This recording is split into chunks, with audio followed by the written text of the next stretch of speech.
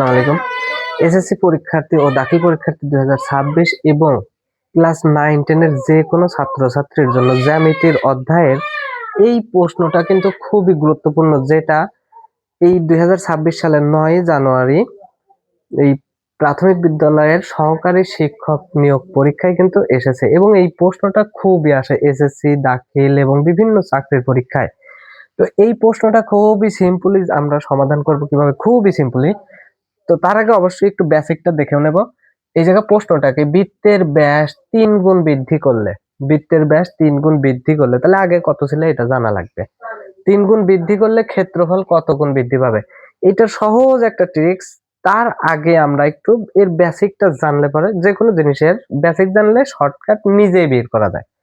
তো আমরা দেখি বৃত্তের ব্যাস 3 গুণ বৃদ্ধি করলে, বৃত্তের ব্যাস আমরা জানি বৃত্ত সংক্রান্ত যে কোনো অঙ্ক করতে গেলে প্রথম লাগবে ব্যাসার্ধ, প্রথম লাগবে ব্যাসার্ধ। তাই বৃত্তের ব্যাসার্ধ যদি আমরা যদি ব্যাসার্ধ সমান r ধরি, তাহলে ব্যাস কত হচ্ছে? ব্যাস হচ্ছে 2r, কারণ ব্যাসার্ধের দ্বিগুণ। ব্যাস হচ্ছে ব্যাসার্ধের দ্বিগুণ।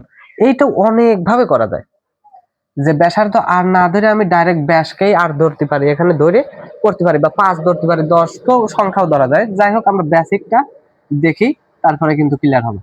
তো ব্যাস কত? 2r। আচ্ছা, এখন ব্যাস যদি আবার 2r হয়, ব্যাসার্ধ কত পাচ্ছি? ব্যাসার্ধ r পাচ্ছে। এখন ব্যাসার্ধ যদি r হয়, বৃত্তের ক্ষেত্রফলের সূত্র কি? ক্ষেত্রফলের সূত্র হচ্ছে পাই আর স্কয়ার, পাই আর স্কয়ার। আচ্ছা, এখানে যে ব্যাসার্ধ, ব্যাসার্ধ তো আরই ছিল, তাই আর করতে আরই থাক, আর করতে আরই। এখন যে 3 গুণ বৃদ্ধি করলে, 3 গুণ বৃদ্ধি যদি করি তাহলে ব্যাসার্ধ কত হচ্ছে? 3 গুণ যদি বৃদ্ধি করি তাহলে ব্যাসার্ধ 3r। 3 গুণ বৃদ্ধি করলে ব্যাসার্ধ হচ্ছে 3r।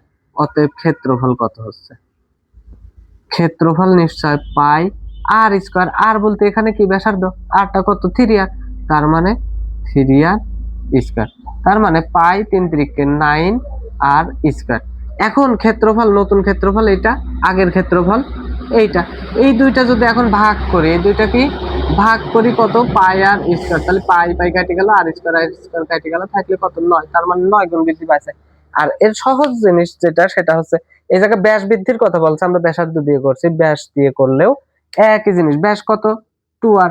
তাহলে ক্ষেত্রফল কত দাঁড়াচ্ছে? ক্ষেত্রফল পাই আর স্কয়ার। আর বলতে এখানে কি এই যে 2r, ব্যাস যদি নি তাহলে একই হবে। যাই হোক, এইটার সহজ যে জিনিসটা সেটা হচ্ছে যে এখানে যত গুণ বৃদ্ধির কথা বলছে, যত গুণ বৃদ্ধির কথা বলছে, এই ক্ষেত্রফল কত গুণ বৃদ্ধি পাবে এইটা যদি বলে তাহলে এটা স্কয়ার আকারে যায়।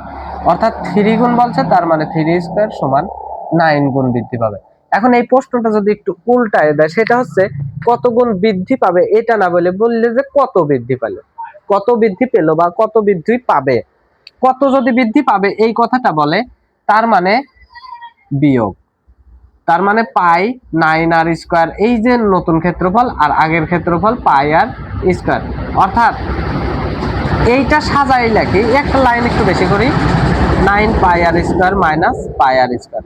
অর্থাৎ 9টা পাই আর স্কয়ার থেকে একটা পাই আর স্কয়ার বাদ দিলে পরে 8টা পাই আর স্কয়ার কিন্তু থাকে। তার মানে কত বৃদ্ধি পায়? যে 8 পাই স্কয়ার, 8 পাই আর স্কয়ার। তাই কত গুণ, যদিও কত গুণ বৃদ্ধি পাবে এইটাই খুবই ইম্পর্টেন্ট। আশা করি বুঝতে পারছেন।